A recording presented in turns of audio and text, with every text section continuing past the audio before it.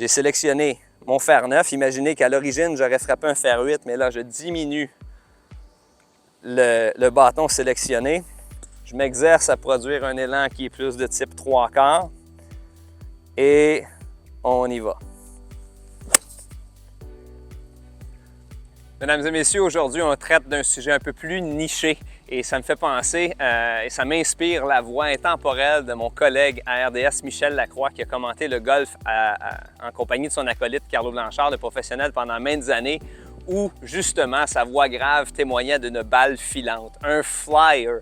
Et ça, c'est très, très difficile à déceler. Quel type de position de balle peut mener à une balle qui, lorsqu'elle quitte la face du bâton, vole sur une distance qui est ahurissante, donc supérieure à celle à laquelle on est habitué. Donc, j'aimerais vous familiariser avec le concept du flyer, la balle filante, et quelle est l'implication justement de ce type de coup-là et quand est-ce que ça survient. Donc, on a usé de notre imagination. Aujourd'hui, j'ai un petit carré de tourbe au sol. La balle a été déposée sur une herbe qui est un peu plus longue. Ça pourrait représenter l'herbe longue d'un parcours typique, mais sachez que ça survient souvent, les balles filantes, dans la première coupe de l'herbe un peu plus longue. Quels sont les facteurs qui vont influencer la balle qui vole plus loin qu'à l'habitude?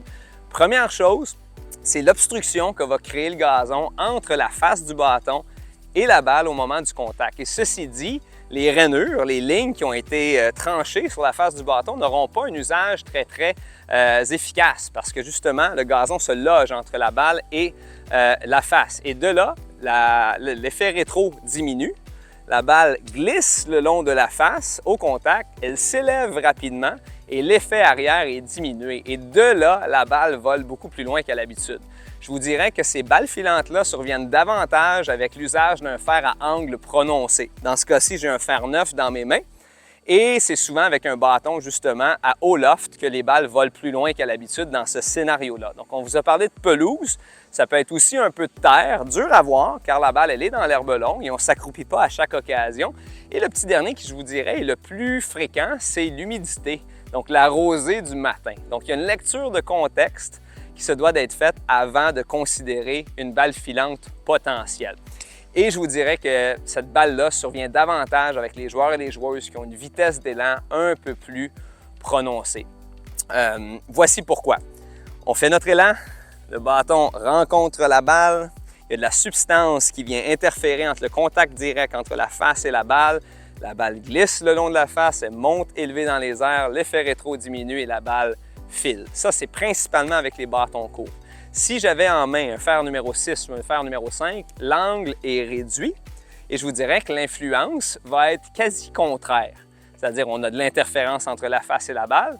Donc, ça réduit l'effet rétro, mais l'effet de glissade va être diminué. Donc, souvent, avec un fer plus long, la balle filante va plutôt se manifester comme une balle qui tombe du ciel rapidement et qui va parcourir une distance par la voie des airs qui est inférieure. Toutefois, l'interférence a quand même réduit l'effet rétro, donc la balle va terminer, tout dépendamment de la surface sur laquelle la balle tombe, bien naturellement, elle va rouler davantage. Donc, maintenant, comme je vous dis, c'est très difficile de déceler quand est-ce qu'une balle filante peut survenir. Donc, on peut y aller justement par conjoncture. On joue le matin, il y a de la rosée au sol, on a une balle dans l'herbe longue et je vous dirais qu'il y a peut-être un petit ressenti à l'intérieur de nous qui nous dit « cette balle-là avec mon fer 9 risque de voler plus loin ». Donc, quelle est la solution? Naturellement, on expose la situation. Maintenant, comment on va venir la contrer? Donc, suggestion pour vous, on prend le bâton plus court. On va prendre un bâton peut-être plus court, c'est-à-dire au lieu d'un fer 9, je substituerais mon choix pour un cocheur d'allée, surtout quand c'est dans les bâtons qui sont plus courts. Comme je vous le mentionnais, bâton plus long, on risque d'avoir à prendre le même bâton. Donc, je le prends plus court, je sélectionne un bâton de moins si c'est un fer court, le même bâton si c'est un fer long, et de là, peut-être produire un élan qui a moins d'énergie, donc un coup d'amplitude 3/4.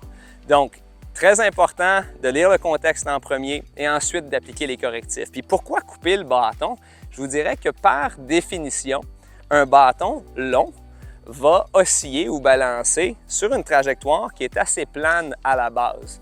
Et si je le tiens plus bas et que je le balance de la même façon, le mouvement de balançoire va être fait beaucoup plus dans une forme de V. Donc, à quoi sert le fait de réduire la longueur du bâton? Bien, de créer un petit peu plus d'angle à pic vers le sol. Question d'aller limiter la quantité de matière qui va se loger entre la face et la balle. Donc, on y va pour une petite démonstration.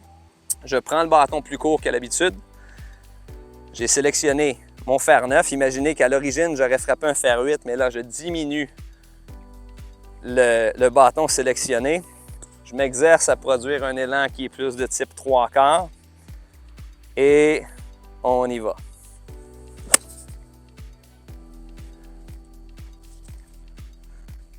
Et voilà, gardez en tête qu'il est important d'analyser le contexte.